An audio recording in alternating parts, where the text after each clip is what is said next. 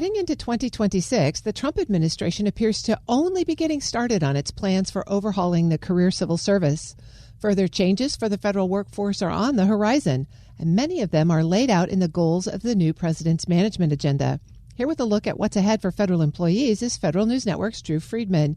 Drew, great to have you on. Thanks for having me, Terry. The workforce is always a topic of interest, and after the 2025 cuts that we saw, what comes next for staffing at agencies in 2026 and forward? What we're going to see is a lot of this come out of agencies' annual staffing plans. These were directed by President Trump in an executive order over the summer, where he told agencies essentially to think about, now that we have, scaled down significantly the size of the federal workforce, what are your staffing plans going to look like in 2026 and then every year beyond that? That executive order over the summer kind of lifted the hiring freeze, in October, lifted the hiring freeze that agencies had seen for the better part of the year. But going forward, it's still going to have a lot of restrictions. So what OPM and OMB have said in recent guidance is that staffing plans from agencies have to consider organizational restructuring and consolidation, where you might have to eliminate what they call unnecessary management layers, eliminate unnecessary jobs and contractor positions, how to manage performance of what they describe as underperforming employees, and a lot more in this hiring guidance going forward. So even though we're not going to likely see the same level of workforce reductions going forward, we are going to see some pretty strict limitations still in how agencies are moving forward. The Trump administration officials have said they want to essentially move the workforce forward in a way that maintains the current size of the federal workforce that the Trump administration has managed to create now. Federal agencies have never been very good at workforce strategy or workforce planning. Is OPM offering them any extra resources to support this pretty significant effort? They did offer some hiring guidance or workforce planning guidance, but it was a relatively short document. It's likely that OPM is going to be working with agencies one-on-one, maybe behind the scenes, to talk about some of this. But ultimately, I think it's going to come down to agencies presenting their plans for review and approval from OPM. It's unclear how much guidance they're going to get as they're developing those plans necessarily, but it's something where OPM will certainly have feedback and some more to say about those plans. One of the other changes is going to be how the administration is adding to what it says is accountability. What is that starting to look like? There's a couple different efforts where we've seen this word pop up multiple times over. One that will come to mind pretty quickly for a lot of people is the schedule policy/career employment classification.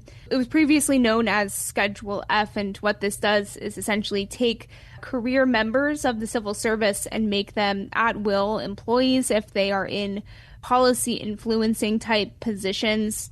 OPM has estimated that about 50,000 career federal workers could be reclassified as what they're calling Schedule PC, and that will impact a pretty significant portion of the workforce. There have been estimates that put that number at 200,000 or so. It's really going to depend on what we see moving forward from agencies once we have those final regulations and agencies actually start going through the work of transitioning those employees. And then a separate part of this accountability effort that the Trump administration has talked about regularly is this idea of performance management.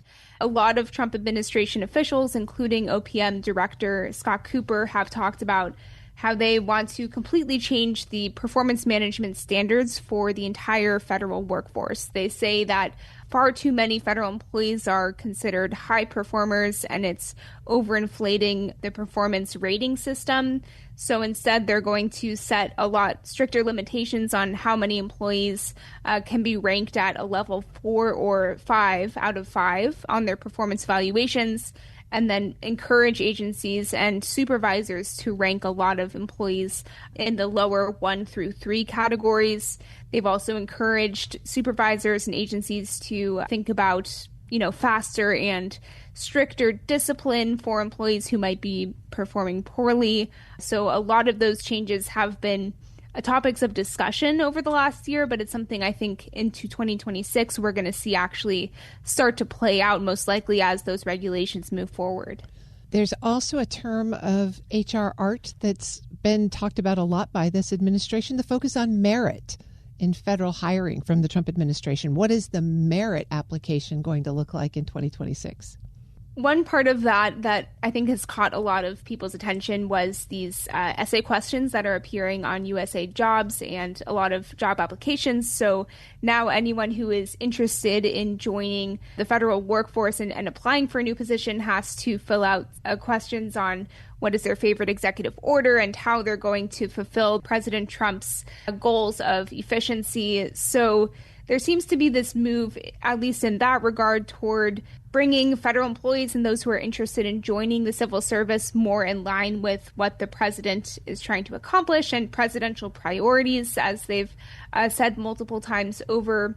But there's a lot else in that merit hiring plan, which OPM released about midway through 2025. There's also goals for reducing time to hire, focusing on skills-based recruitment, and other ways to, what they say, will streamline the federal hiring process. That's something that's not really going to be necessarily new, but they are moving forward at least in some things that have been transcendent across administrations. Well, you mentioned many of these ideas are unique to the Trump administration, but some of them are not, and they've been tried in the past. Where is the administration moving forward efforts that we have seen from prior administrations?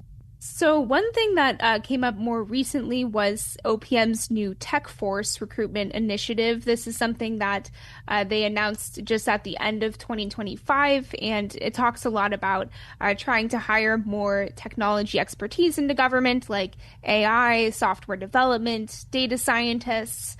And, that is the way that they put it forward, was saying that this was a new and very different way to approach the idea of bringing more tech talent into government, but that is something that we have seen in past administrations as well.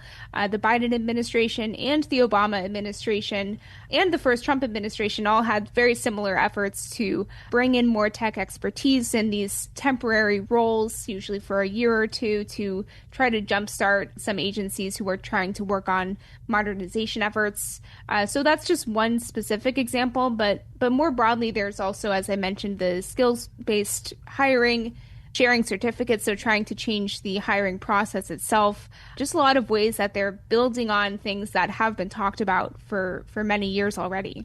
Drew, many of these, like the change to performance metrics or the accountability proposals, have run aground in the past on statutory limitations or civil litigation. Why does the Trump administration think that they will be more successful?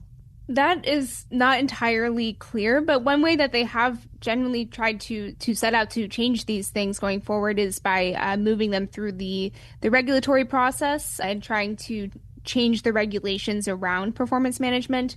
There are some things that are limiting that in law and in statute, but they are trying to change some of the regulations to have agencies adhere to those. It's not entirely clear yet how agencies are going to be moving that forward. I think a lot of it is going to come down, as we spoke to earlier, OPM guidance and OPM's help to figure out how to actually get these things started. But, I think it's still to come how that's all going to play out, and if we're genuinely going to see a real difference compared to prior efforts toward those same ends. I know you and many others will be keeping a close eye on this, so we'll look forward to any updates. Absolutely. I will be looking forward to this as well. That's Federal News Network's Drew Friedman, and you can find her story at federalnewsnetwork.com.